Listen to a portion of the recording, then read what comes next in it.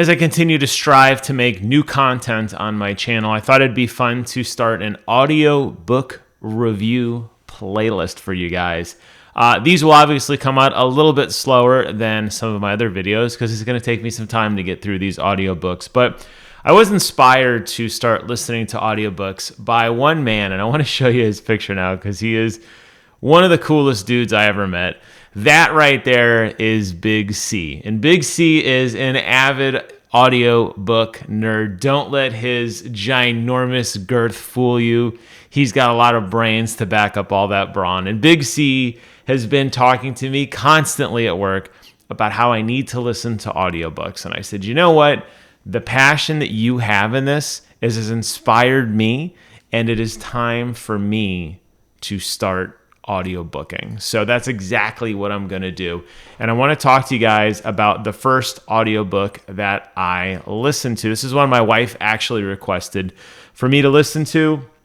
It's called Die with Zero, Getting All You Can from Your Money and Your Life. And it's by Bill Perkins. Now, Bill Perkins is loaded. And I'd have to say my absolute biggest frustration with this self-help book is it is taken from the perspective of a multimillionaire who really wants for nothing. While some of his stories do start off with his humble beginnings, by the mid to end part of the book, the amount of bragging he is doing about buying private islands and throwing these lavish parties for his friends and making excessive bets with his friends does become a bit tone deaf, I think, for like the everyman. I mean, I do well. My wife does well. We are comfortable. Not having kids probably helps that out a lot for us as well financially. However, I know not everybody is in that situation, and I would by no means consider myself wealthy beyond means. I still have to work. This guy clearly doesn't have to work, and he's kind of reflecting back on his earlier years, but due to the fact that he has such an excessive amount of wealth, it does kind of taint the message a little bit. But I did like what he was saying. And Die with Zero is basically a philosophy that you should challenge yourself to experience as much as you can with the time you have. And he does make some compelling arguments about the value of money decreasing over time when it comes to things like life experiences, but increasing due to just staying alive and medical bills and what old age brings. And there's a key point in this guy's life where he passed up going on a trip when he was very young. And he heard about it from a roommate later on, and he clearly regrets it to this day.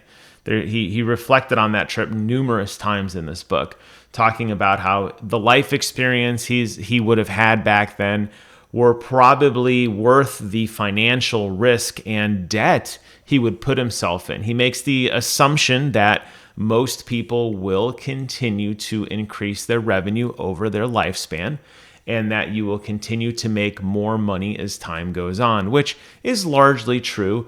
Obviously, with the cost of inflation, I think one could argue that the cost of living, at least in my salary, has not kept up with the cost of inflation. I do find I have to do more with less because my dollar doesn't go as far yesterday as it did 2 days ago.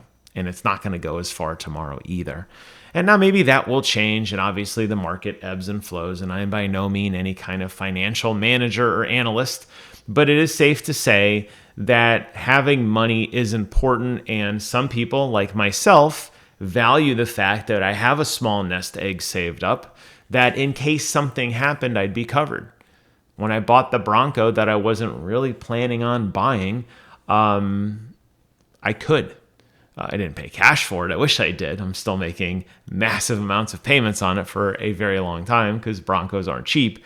However, some people just like to save. It doesn't have to constantly be, oh, I have $1. I better book a 4-night trip to Bermuda because I have $1 saved to my name. Sometimes saving is good in of itself. And I think that's where his message kind of falls apart a little bit, because it does kind of give you this sense that we should almost be in full carpe diem mode. And I don't think that's true. He does dial it back towards the end, talking more about lifestyle and management and longevity of life And I think that it does help a lot. But ultimately, I think that for me, I found myself scoffing at what he said in this book more than I felt myself championing it, which is interesting to me that it has almost 5,000 ratings on Amazon and sits at a 4.4 out of 5, which is a pretty high rating. It's got a very high rating on Goodreads. It's a book that a lot of people find enjoyment out of, and a lot of people recommend it to friends. It's 5 hours to listen to on the audiobook. The production quality is just him reading. There's no like funny sound effects or transitions, but it sounds great. He's a great narrator and auditor. You clearly can tell he has passion when he tells his story, and I appreciated that. I think if you have time, throw it on your book list. I did pick it up from the library, so it didn't cost me anything. But I would recommend, hey, try it out if you're interested in it. It can't hurt. And I did take a few things away from it. I guess I want to leave it on that positive note. It wasn't like something I absolutely hated from the beginning. I didn't. There was some stuff that I did reflect on that did make me want to change the way I act about certain things. But ultimately, I think if you're somebody who's like in a bad mood, or you're maybe not as well off as you want to be, hearing this book might just piss you off a little bit. So that's the first of many book reviews I will be doing. I am currently listening to book 1 of the Dresden Files, so I will have an audiobook review for you. When that's done, it's going to take a while, but I am going to make my own playlist for YouTube. So if you like what you see and you like this format of me talking about a book that I read, make sure you subscribe to the channel. Make sure you keep an eye out for that playlist. And as I get new content, I will be updating it.